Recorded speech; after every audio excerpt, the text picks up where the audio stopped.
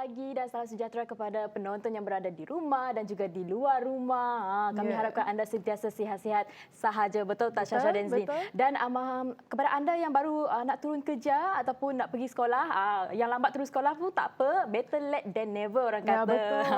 Teruskan semangat anda untuk pagi ni. Betul.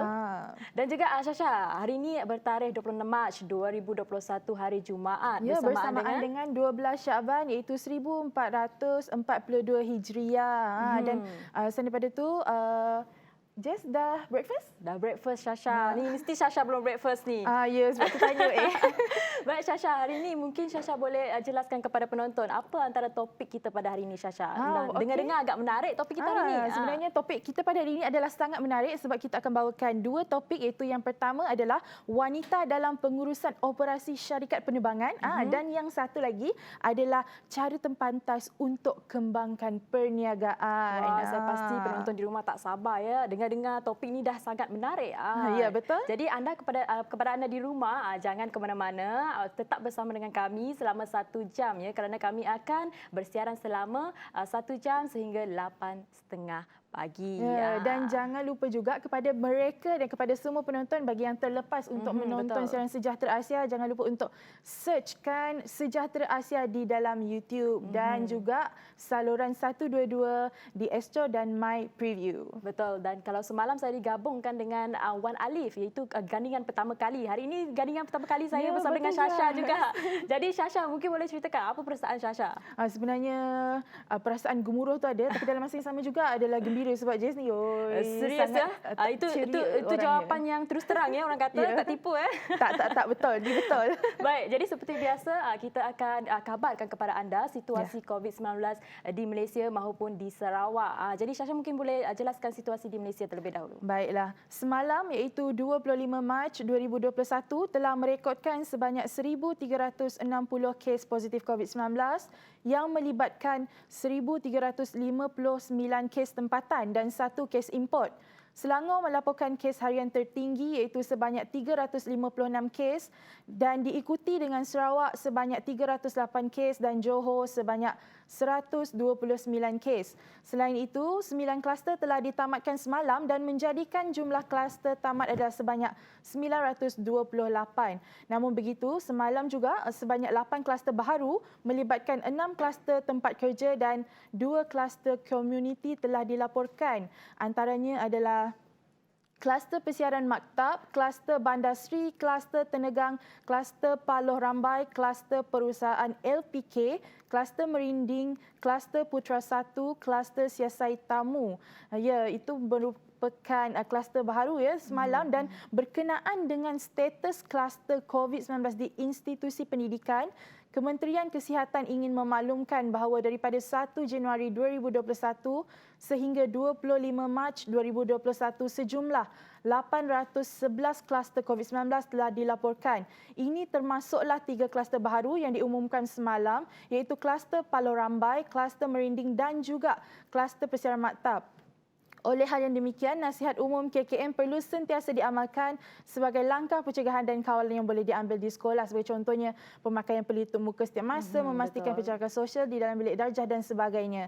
Dan selain daripada itu, terdapat 2 kes kematian warga negara akibat jangkitan COVID-19 dilaporkan dan menjadikan jumlah kematian COVID-19 di Malaysia berjumlah sebanyak 1,248. Salam takziah kami ucapkan kepada ahli keluarga mangsa dan rasanya itu saja perincian perkembangan COVID-19 di Malaysia. Jess, boleh teruskan untuk di Sarawak? Ya, Syasha, nampaknya angka itu belum lagi di angka yang selesa ya, Syasha. Jadi kes positif COVID-19 di Sarawak sendiri dilihat semakin meningkat, di mana pada Khamis terdapat 308 kes baharu dilaporkan berbanding semalam hanya 141 kes. Daripada 308 kes baharu yang dilaporkan, seramai 43 orang menunjukkan tanda dan gejala. Manakala 187 kes baru yang telah pulih dan dibenarkan discharge ini peratusnya adalah sebanyak 80.88%, iaitu seramai 12,102 orang. Dan terdapat 2 kes kematian seperti Syasha maklumkan tadi melibatkan jangkitan COVID-19 turut dilaporkan menjadikan jumlah kumulatif kematian di Sarawak adalah sebanyak 101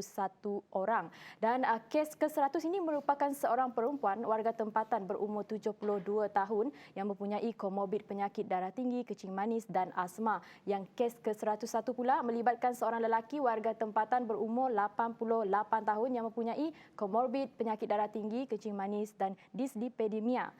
Taziah kami ucapkan kepada keluarga mangsa ya, sebab kita nampak dekat sini ya Syasha, orang yang berisiko ni adalah orang yang ada sejarah penyakit sebenarnya dekat sini. Jadi kita nak wawarkan kepada semua tetap patuhi SOP, amalkan 3W, elakkan 3C. 3W tu wash, wear and want, dan juga 3C tu elakkan crowded spaces, confined spaces dan close conversation. Dan juga sebenarnya kita sebagai warga negara Malaysia, saya nak menyuruhlah kepada semua agar tidak alpa dan juga jangan terlalu berasa dalam keadaan selesa walaupun dekat kawasan kita ni kes dia tak meningkat. Sebab apa? Sebab dia sebenarnya boleh dalam tak sedar boleh menjangkiti orang lain sebenarnya. Betul. Dan juga dalam duka kita ada suka. Di mana perincian seterusnya, Bazar Ramadan di Sarawak dibenarkan beroperasi. Kerajaan Sarawak membenarkan pembukaan Bazar Ramadan untuk beroperasi sepanjang bulan Ramadan bermula 12 April hingga 12 Mei 2021. Jawatan Kuasa Pengurusan Bencana Negeri Sarawak dalam kenyataan memaklumkan permis-permis yang terlibat dikehendaki mendapatkan kelulusan terlebih dahulu dari Jawatan Kuasa Pengurusan Bencana bahagian terlebih dahulu sebelum memulakan operasi. Semua pekerja dan pengusaha juga mesti menjalani ujian swab untuk RT-PCR dan keputusan haruslah negatif COVID-19 baru mereka boleh mulakan perniagaan. Dan juga pemeriksaan berkala akan dilaksanakan untuk memastikan SOP sentiasa dipatuhi. Ini bukan hanya berita baik buat rakyat Sarawak namun untuk rakyat Malaysia sendiri, Syah. Betul, lagi-lagi tak, Syah? Ya, sebab dah setahun tak ada buka bazar Ramadan.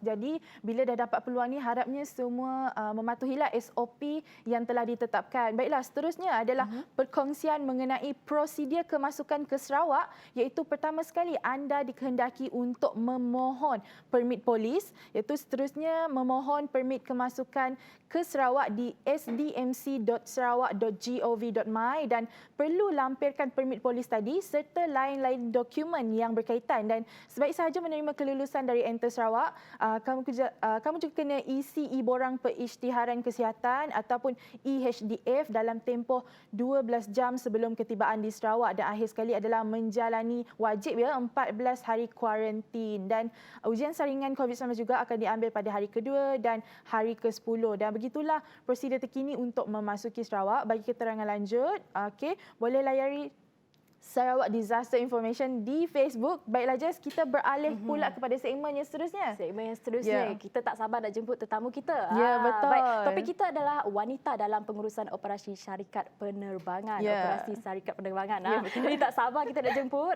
Puan Aziza Arifin. Selamat pagi Puan Aziza. Selamat pagi Puan Aziza. Selamat datang.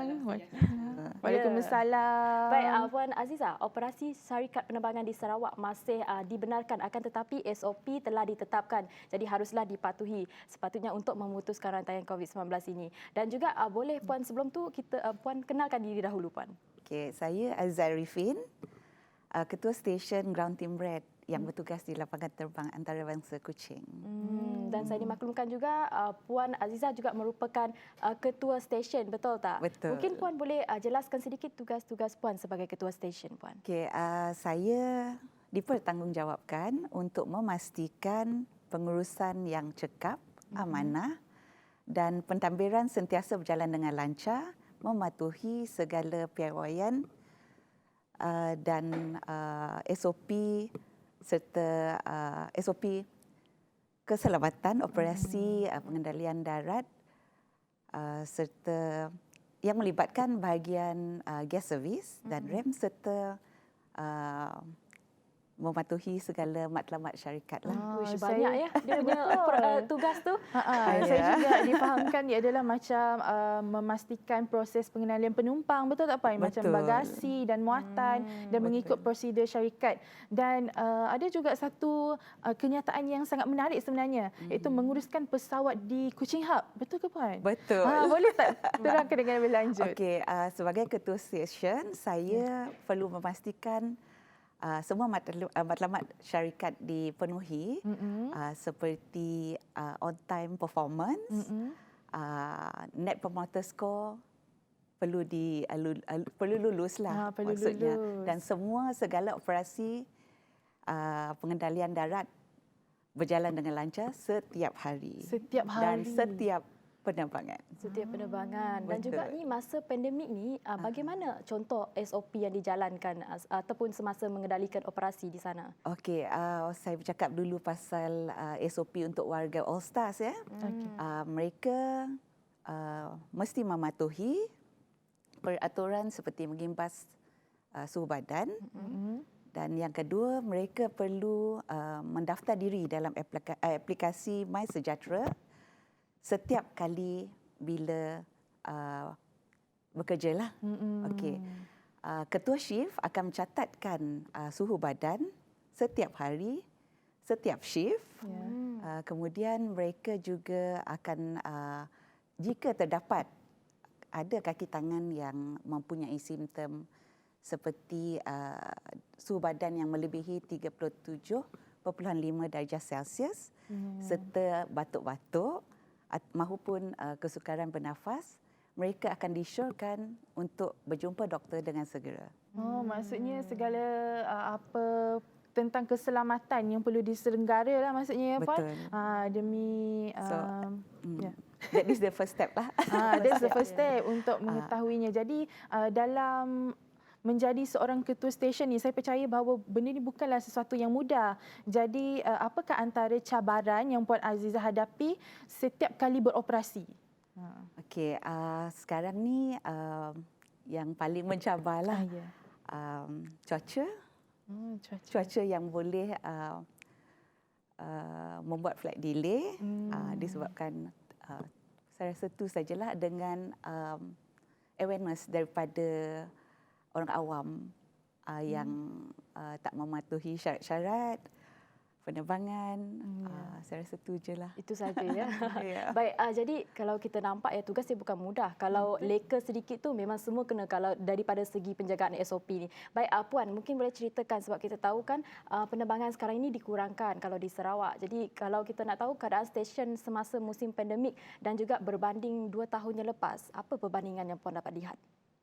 Kalau dibandingkan memang perbezaan amat ketara disebabkan tetamu berkurangan dan satu lagi diorang macam tahu dia tak akan datang dengan serentak dan keadaan tak sesesak dahululah. Disebabkan pandemik ni lengang. Maksudnya mereka ni ada dihadkan ke dia punya kemasukan untuk menumpang menaiki pesawat. Ya, pesawat. Sebenarnya tidak. Tapi of course kemungkinan untuk kebaikan para penumpang ada yang tak nak terbanglah. Dia memilih untuk tidak terbang tapi berada di tempat masing-masing. Berada di tempat masing-masing. Itulah sebab dengan pandemik lagi kan? Betul. Dan juga Puan, kalau dilihat tugas Puan ni bukannya mudah ya. Dia macam frontliner juga. Adakah kategori tugas Puan ini adalah sebagai frontliner juga? Semestinya kami warga All Star dikategorikan sebagai frontliner disebabkan tuntutan kerja kami berhadapan dan berurusan dengan orang awam secara langsung. Betul kan Puan, sebab Puan berhadapan dengan dengan ramai pekerja, dengan pelawat lagi setiap hari. Tapi sebelum tu untuk mengetahui maklumat dengan lebih lanjut, kita akan berjumpa selepas ini hanya di Sejahtera Asia.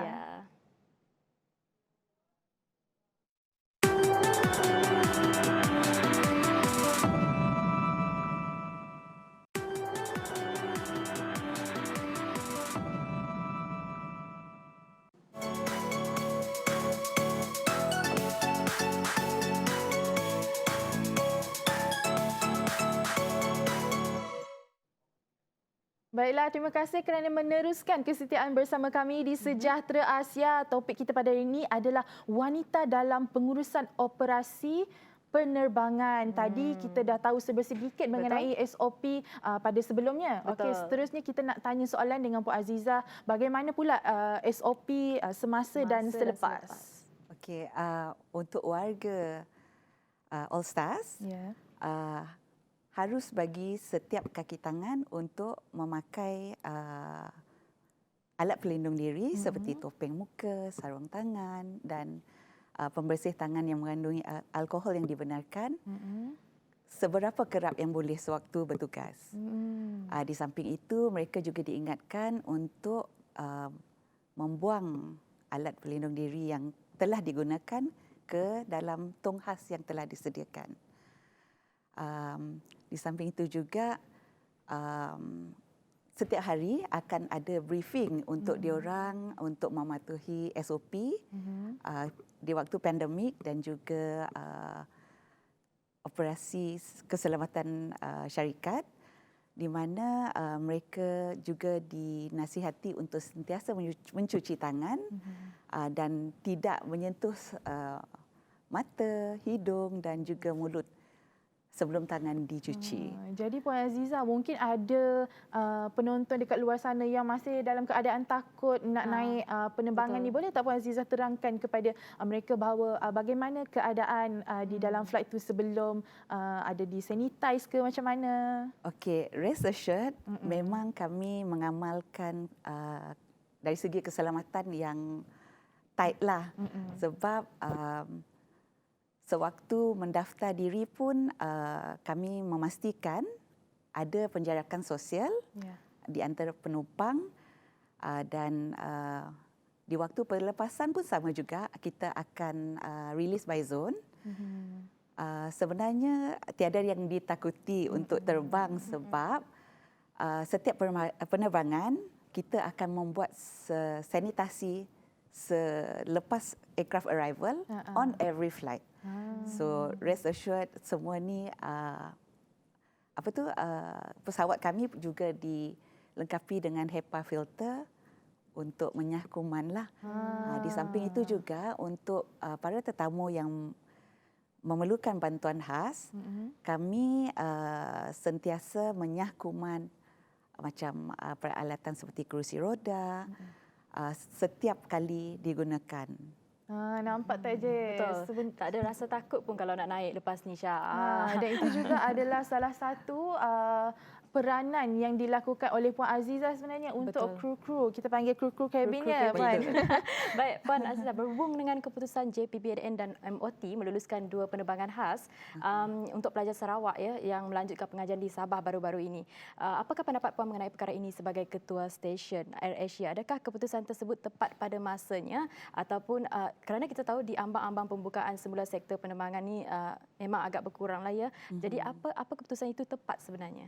Saya amatlah mengalu-alukan dan menghargai rancangan kerajaan untuk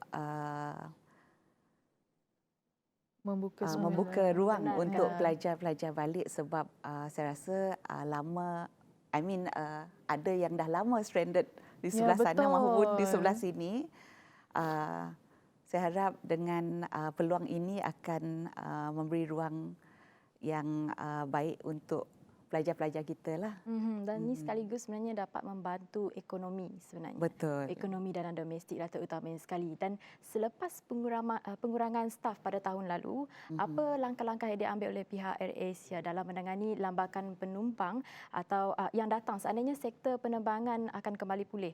Contohnya, adakah pekerja lama dari AirAsia ni atau akan dipanggil semula ataupun bagi menanggung beban kerja yang semakin meningkat dalam pemulihan sektor penerbangan ni? Adakah pekerja lama yang dipecat ataupun kita dihentikan, katakan adakah akan dipanggil semula macam mana?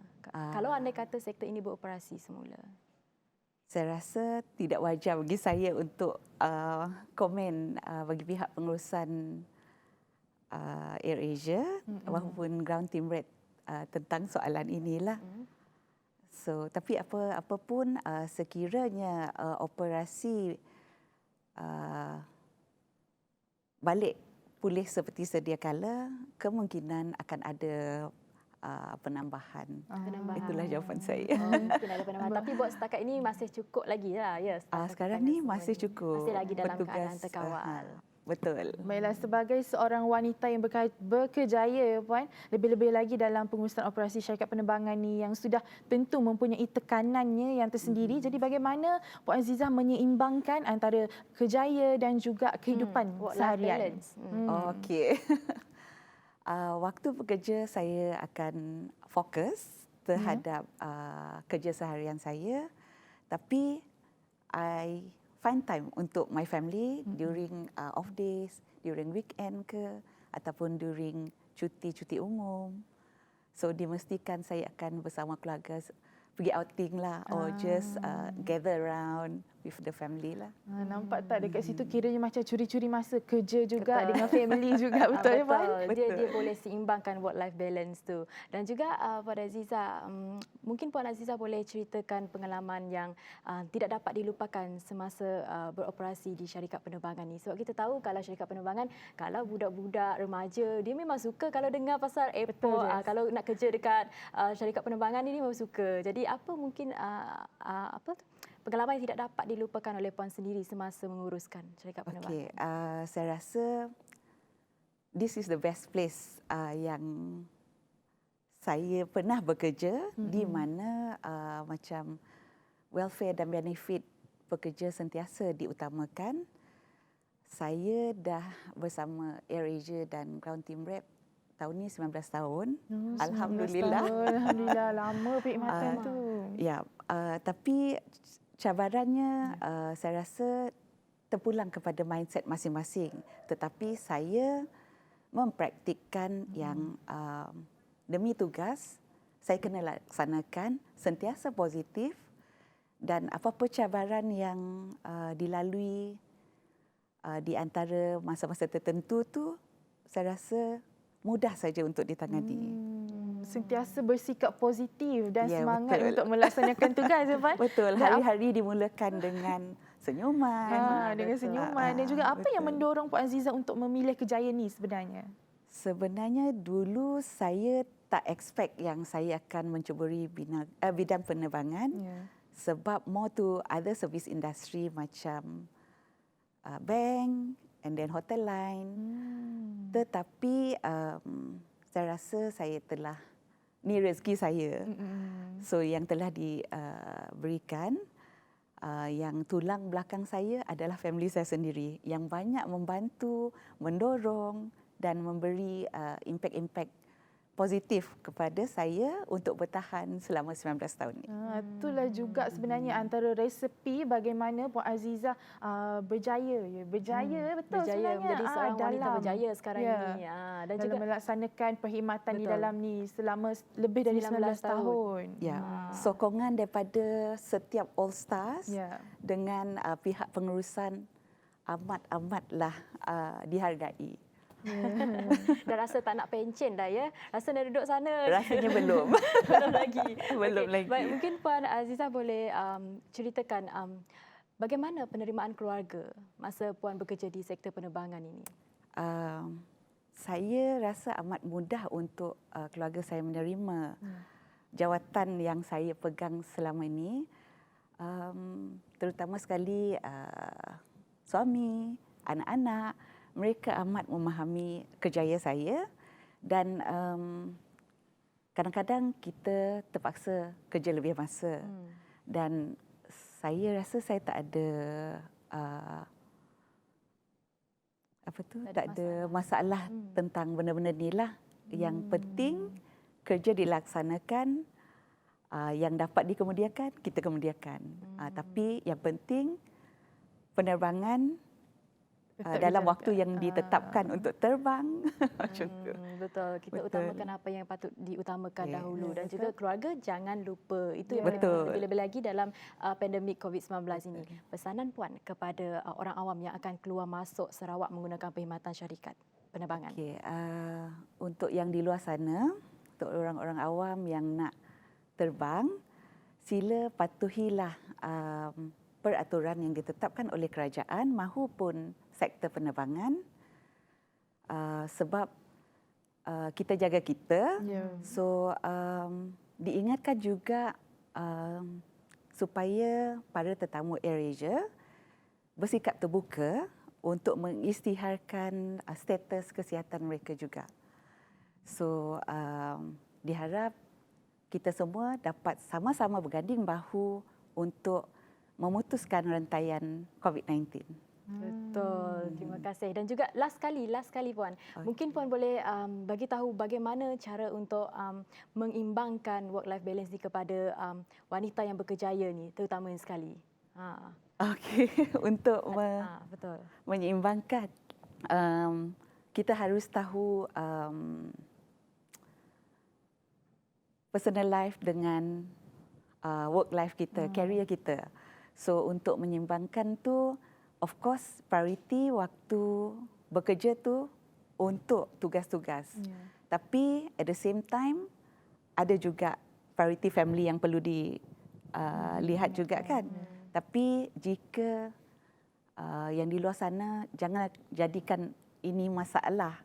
Sebab sentiasa positiflah, and then of course benda tu tidak ada masalah yang tidak dapat diselesaikan. Betul tak? Betul, nampak. So dengan sentiasa berfikiran positif dan terbuka akan memudahkan kita dalam tentang kerjaya kita dan masalah kehidupan saya. Itulah dia woman empowerment. Ya, betul. Dia tu nampak tak, sentiasa positif dan juga adalah melaksanakan tanggungjawab yang diberikan. Syah sebenarnya inspired dengan Puan Azizah ni. Lepas tu dalam masa sama tak sabar ya, nak sambut raya, nak balik kampung, nak naik kapal terbang. Baiklah, terima kasih ya Puan Azizah kerana sudi bersama kami hari ini. Dan juga terima kasih juga kepada TV Sarawak kerana sudi menjemput saya pada hari ini, pada pagi Jumaat yang mulia ini. Ya, sama-sama. Dan hari ini, baik Syah, selepas ini topik kita akan bersama dengan Mr. Charles Liew. Beliau pernah datang ya dekat sini, Syah. Dia akan kongsikan lagi ya tips-tips kepada mereka yang nak memulakan bisnes dari bawah tu. Jangan lupa sediakan pen, sediakan pensel, kertas semua untuk catat lepas ni. Sebab hanya di Sejahtera Asia, sangat istimewa sebenarnya. Betul. Dan jangan ke mana-mana, hanya dalam Sejahtera Asia.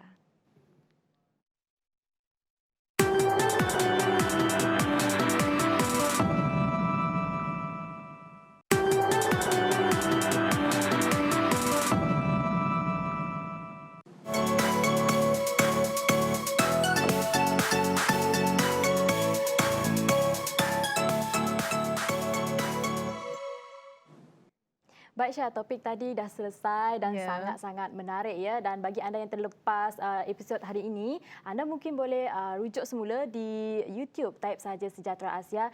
Dan jangan lupa ikuti kami di social media, di Facebook dan juga Instagram. Baik, topik yang seterusnya, cara terpantas untuk kembangkan perniagaan. Ini tips-tips yang sangat berguna, especially kepada beginner ya, yang nak memulakan bisnes. Jadi kita akan bersama dengan Mr. Charles Liew. Selamat pagi, good morning. Good morning. Thanks for having me.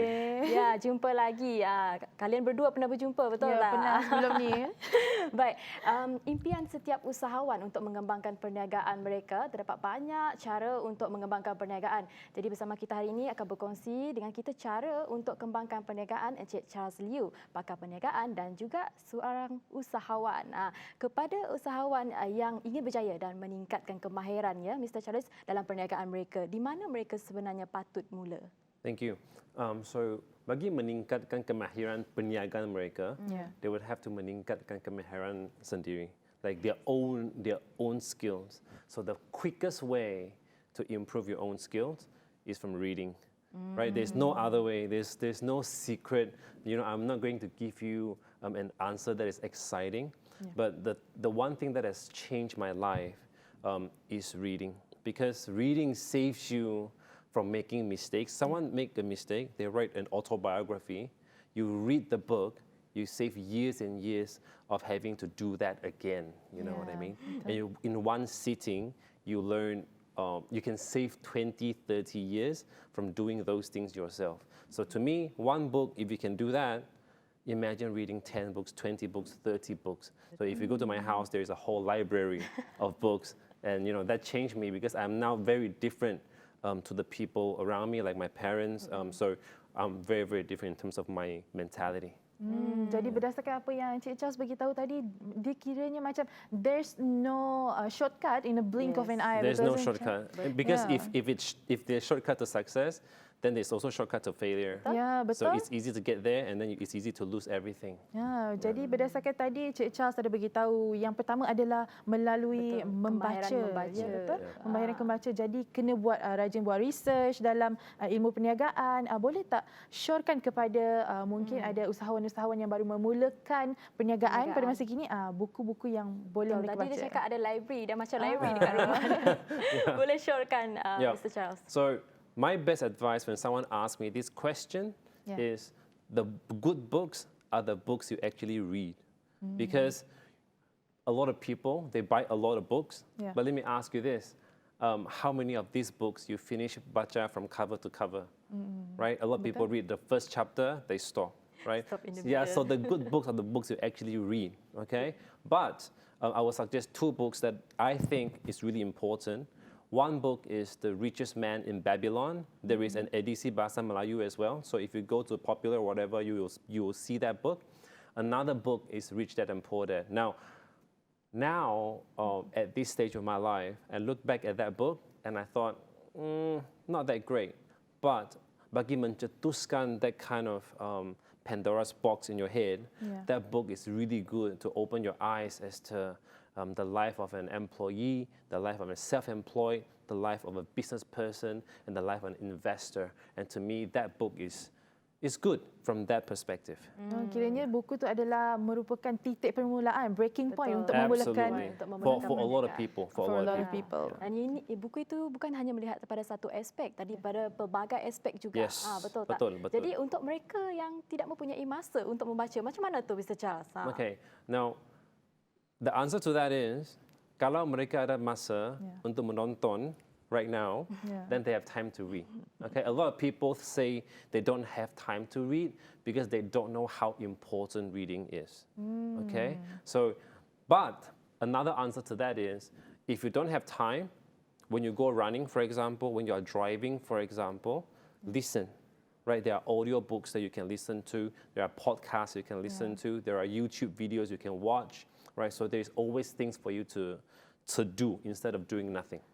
Bermaksudnya bukan sahaja kita bergantung kepada buku seperti apa yang Cik Charles beritahu, tapi kalau sebaiknya adalah readings lah, true readings. Dan Mr. Charles, kalau andai katakan contohnya tak banyak yang suka baca buku tebal-tebal ni Mr. Charles, jadi mungkin ada alternatif lain. Contohnya Mr. Charles sendiri ada blog tak untuk penonton-penonton tengok bagaimana cara untuk memulakan bisnes? I don't have a blog because I think blog is for when I was younger. Because we have moved on from blogs, but I have my own social media page, like my Facebook or Instagram, that you can follow. Yeah, you can follow. But I share a lot of little tips because I share my life every day. So there are times I make jokes, there are times I write about business stuff. So I guess from my profile, they can actually learn about the life of an entrepreneur because it's not very serious. I don't normally wear this every day. I wear sleepers and shorts and everything. Yes. Seronok ya. Tapi tak ramai sebenarnya suka membaca. Nak memupuk minat membaca tu agak susah sebenarnya. Kalau nak pun daripada kecil sebenarnya. It's true and it's not because when I was little, bila saya kecil, I hated reading. Yeah. But when I grew older and older, when I knew that the only way I could succeed was from reading, it's not the act of reading anymore. It's about you being so hungry to want to know what's inside the book. If the title says How to Be a Millionaire in 1 Year, and hey, I want to be a millionaire in 1 year, you forget about the reading. You just want to pick up the book and find the golden nuggets inside, and you will read from cover to cover yourself. So, the dorongan, the drive to read is not from the reading itself. It's from what you want to gain from the book. So it's a very different kind of drive. Kiranya apa yang kita nak sebenarnya daripada satu pembacaan tu yang akan mendorong kita untuk menjadi seorang usahawan yang berjaya kiranya ya Encik Charles. Dan selain daripada tu saya percaya bahawa mungkin ada mereka di luar sana yang ingin mencari mentor untuk memulakan perniagaan. Jadi di manakah nilai untuk mencari mentor ni bagi pendapat Encik Charles? Yeah. Okay. So another good question. So when people say they want to find a mentor, right? The truth is, you have to think about from the mentor's perspective, right? How many mentees can they have, right? So it's actually extremely hard to find a mentor. So does it mean that if you can't find a mentor, then you can't succeed? No, right? So I don't believe in finding a mentor. I believe in finding heroes, your hero, right? So you will mirror yourself after your hero. Some people love Jeff Bezos from Amazon. Some people love Elon Musk from Tesla. Some people love Steve Jobs from Apple. Read their autobiography. I mean, some people like the South African president, Nelson Mandela. I love him. I have the book really, really thick, right? So if you make them your hero, you will live your life after them, right? That can be the same for religious leaders even, right? So you just look up to them, follow their life, follow their thinking. What would they do in this instant? And you will be a better person. You don't need a mentor. And it also shows that you need to read still. You need to Absolutely. read. Ya, itulah yang Absolutely. kepentingannya sebenarnya. Dan bila kita dah membaca, kita mengetahui perjalanannya dari mana ke mana, jadi kita akan implementasikan kepada kehidupan seharian. Yes. Ya, betul. Tasha sendiri suka baca tak? Suka juga membaca. Suka membaca lah. Tapi Senang setakat lah ni ni. untuk bisnes belum lagi, tapi mungkin akan cuba selepas ni. Boleh rujuk yes, kepada yes. mentor kita sebelah tu Ya, pun boleh. betul. Mr. Charles, boleh ya? Absolutely, absolutely. Baik, sejauh manakah platform media sosial, contohnya Insta, Facebook, Telegram, WhatsApp dan sebagainya membantu dalam mempromosikan perniagaan mereka, berkesan atau tidak sebenarnya, Mr. Charles? A lot. I've always said, zaman 80s, 90s kan, you need someone else to do it for you. You need someone else to go on TV for you and sell your products for you. But right now, every single one of us in this studio, every one of us is a marketing agency. You know why? You pick up your phone, you have everything in front of you. You don't need someone to tell you your thing is not good enough. We won't be featuring on TV. You don't need that. You are your own TV. Do you know that? Betul. TikTok, WhatsApp, Instagram, Facebook, all of these platforms are available to you. So the truth is, I relied a lot on social media when I came back from Australia 10 years ago to actually market my business. It's not just about marketing business, it's about marketing your ideas. So if you have ideas that spread, right, then you are actually doing it right. A lot of people just simply post things on social Betul. media. Whatever you post on social media adds to your branding. So if Jessica has a branding, if Shasha has a branding, right? I mean, whatever that you post would add to the branding or take away from the branding. So it's very important. Every single thing that you post actually adds to the branding. Jadi sebenarnya Sasha, maksudnya kalau kita gunakan platform media sosial ni sebaiknya, maksudnya tak ada masalah untuk promosikan bisnes kita. Tapi kalau salah guna tu yang ada masalahnya dekat sini, viral sana, viral sini, betul. Dan yang pentingnya ada matlamat dan vision sebenarnya untuk apa yang kita promosikan, iaitu personal branding lah kiranya Encik Charles. Personal branding, business branding, they all matter. And we have to understand they are different as well. Personal branding, business branding, they're also very different. Nak tahu apa tu perbezaan di antara dua tu? Teruskan kesetiaan bersama kami di Sejahtera Asia. Kembali lagi selepas ini. Jangan ke mana-mana.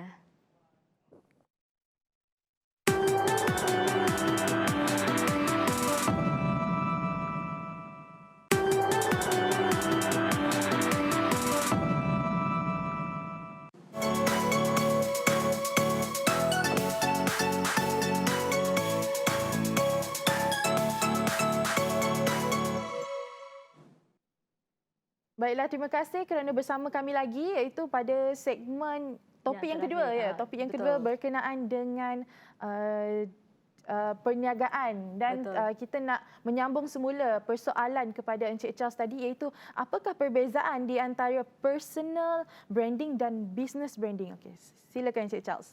Okay, so the difference in the simplest term, okay, a business legally is also an entity, right? So a business is a life in itself. Okay, so the truth is, if your business goes away, if your business collapses, if your business dies, you actually still have your own personal branding to look after. So in my mind, business branding must not be confused with personal branding. When I come on the show, for example, I am Charles Liu. Charles Liu carries with it a branding. Sometimes when you hang out with me outside, hey, this Charles is a bit different. to whatever I see on social media, because that is personal branding, right? Now, business branding is different because sometimes I represent the pharmacy that adds to the Shine Pharmacy branding, but sometimes I act for myself.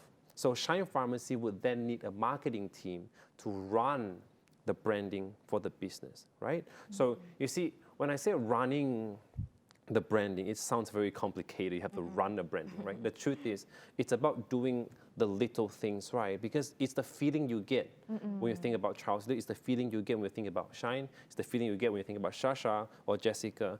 When the mere mention of the name, you will think you will have a feeling, and that feeling is the branding, right? So it's not about doing 1, 2, 3, 4, 5. It's about shaping it through the years, and they all add up. You can't just post one post and say, that is my branding. No, it's a collection of all of your thoughts, all of your little actions. It's going to need a bit of effort kan Yes, sebenarnya. absolutely. Betul, dan juga Syah, yang ini sebab kita tahu branding ni sebenarnya kalau brand tu tak famous, memang orang tak tahu apa Tak brand tahu, tu. ya. Tak tahu. Jadi kena usaha lebih lah kan untuk dapatkan branding sebenarnya, untuk buat branding tu. Jadi apa antara halangan contohnya yang dihadapi oleh usahawan dalam mengembangkan perniagaan mereka? Contoh mungkin dari segi keluarga, rakan, modal dan sebagainya. So I think the biggest halangan is in the head. When all of the things you mentioned just now, family, modal, all of those things, we always blame resources. We blame a lack of resources. We blame sumber. We don't have the time. We don't have the money. We don't have the connections. We don't have the knowledge. We did not go to school. All of these, we are blaming resources, right? Yeah. So just change your mentality a bit. Be more resourceful. You need to be resourceful. Don't have the money? Sure. Where can I get it? Don't have the connection? Sure. Let's start today, right? It's about, if you don't see these things as halangan and rintangan, then you will succeed. If you see one of these things as halangan, everything will become a halangan for you. You will always blame. You will see that entrepreneurs, business people, they don't really blame anything.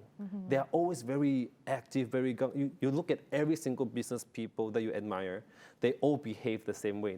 They all, nothing stops them. Does it mean they have no stress?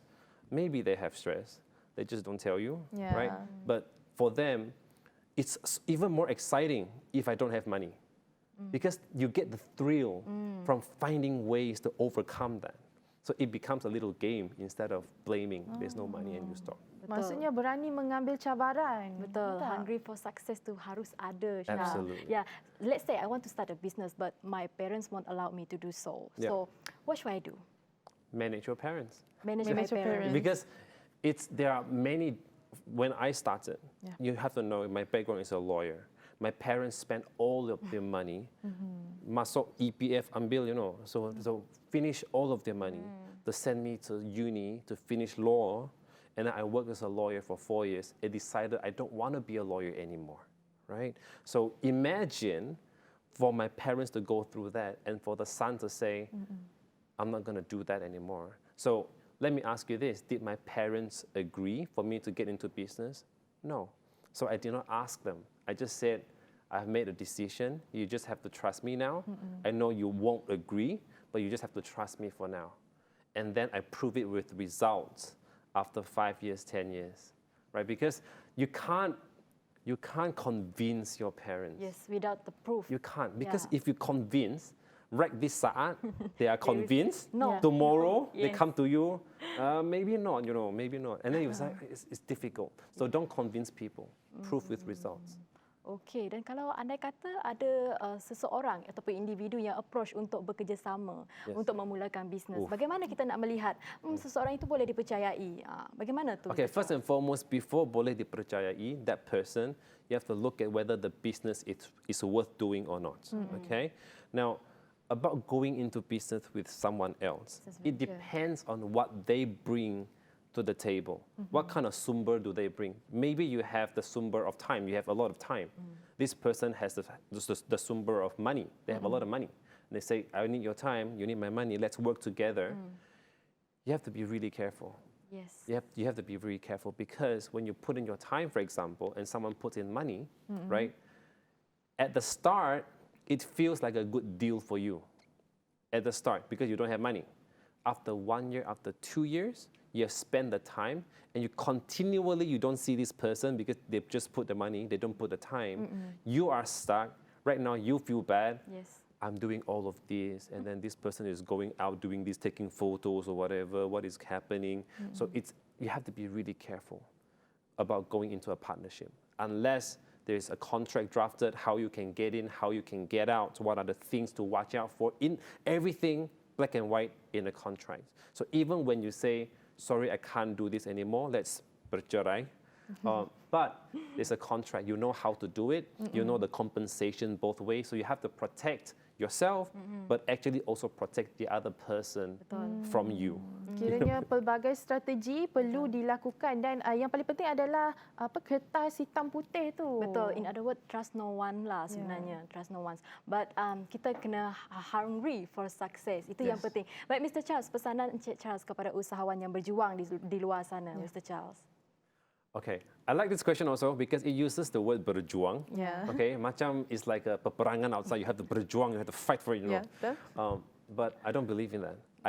I believe in if you want to actually sustain your business, right? You need to actually have a very clear goal, and you have to understand that to get to that goal, business is not the only way, right? Because when you say you have to berjuang, it means that this is your business is the only way. There's no other way. I must succeed. When you put yourself under that kind of pressure, it's very difficult. It's just like if someone watches you standing from behind, giving you the pressure, you will not do well. So when you apply that pressure to yourself, so don't see that as berjuang. See it as berkhidmat. I'm serving. I'm out here to serve. For example, in the pharmacy, we don't pursue money. So what do we pursue? We want to make healthcare more available, affordable, and accessible. That's in our mind, right? So we focus on that. We serve rather than we berjuang. Because if we berjuang, there are a lot of competition outside. And you feel very exhausted afterwards. Absolutely. Yeah. So keyword dekat sini jangan berjuang, berkhidmat. Yes. Memberikan sesuatu yang bermanfaat kepada orang lain. Itu adalah tujuan utama, iaitu perniagaan bagi Encik Charles. Betul. Baik, Mr. Charles, kita dah kehabisan masa. Namun apapun, Mr. Charles, terima kasih banyak-banyak. Thank you so much. Thank you so much. So jangan jerak kalau orang Sarawak cakap. So maybe ada di masa akan datang, Mr. Charles boleh berkongsi banyak lagi tips-tips. Dan tips-tips yang tadi memang sangat-sangat berguna kepada beginner untuk yang memulakan bisnes di luar sana. Mungkin saya sendiri dan juga Syah. Jadi jangan ke mana-mana. Kita ada segmen yang terakhir nanti di blok yang terakhir hanya dalam Sejahtera Asia.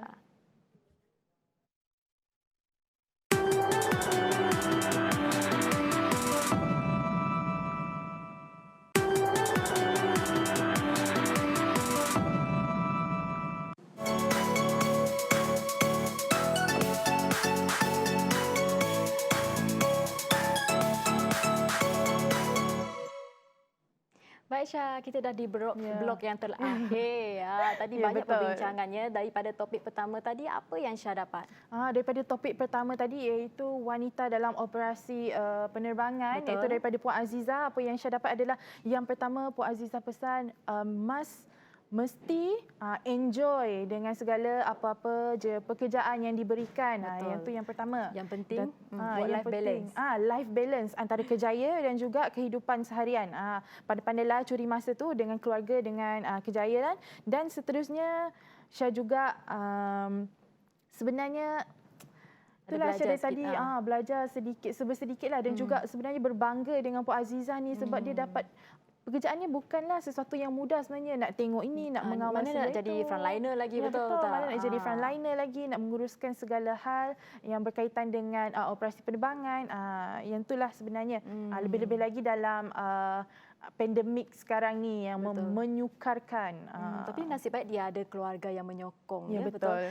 Tulang belakang orang kata. Baik, untuk soalan yang seterusnya, yang kedua. Segmen yang kedua tu adalah bersama Mr. Charles, di mana pengusaha yang nak memulakan bisnes kena hungry for success, dan juga tips-tips yang diberikan tadi, membaca, dan juga yang paling penting bukan fighting, bukan fighting tapi berkhidmat. bukan berjuang. Dan juga Syah, pada hari ini ini sempena Hari Perhutanan Sedunia. Ya, betul. Kita hari ini. Baik, kita tahu yang sekarang ini kita sibuk sangat dengan pandemik sampaikan alam sekitar pun kita tak terurus dan sebagainya kan. Ya, Tapi betul. kita ingin juga menyeru. sama-sama kita menyambut Hari Perhutanan ini kerana kita tahu tanpa hutan ni sebenarnya tak ada oksigen dan sebagainya. Ya, betul. Tak boleh nak bernafas dengan baik dan sebagainya. Memang ada penyakit-penyakit yang akan terkena dengan kita. Kan betul tak? Ya, Ini betul. sebenarnya membantu meletakkan perhutanan sebagai bahagian penting dalam pembangunan lestari di semua peringkat nasional, serantau dan global sambutan ini. Betul tak, Ya, Syah? betul. Setuju tak? Setuju, saya setuju. Dan juga Dan ini yang paling penting adalah kita hendaklah memelihara dan memulihara Betul. hutan yang kita ada, dan bukan je setakat daripada hutan sebenarnya, daripada kelakuan kita juga Ya, sebenarnya betul. untuk melindungi ni. Ya, jadi kita kena mengenal pasti dan mengkaji masalah utama yang dihadapi hutan dan perhutanan dan mencadangkan campur tangan yang orang kata teknikal, saintifik dan juga polisi untuk mempromosikan kelestarian hutan. Ya, jadi betul. mungkin ini sahaja Sejahtera Asia pada hari ini, dan kalau anda terlepas episod hari ini, boleh tengok saja di YouTube, type saja Sejahtera Asia, dan saya Jessica John Dan saya Syasha Denzlin, daripada Inspirasi. kami cetuskan inovasi. Bye bye.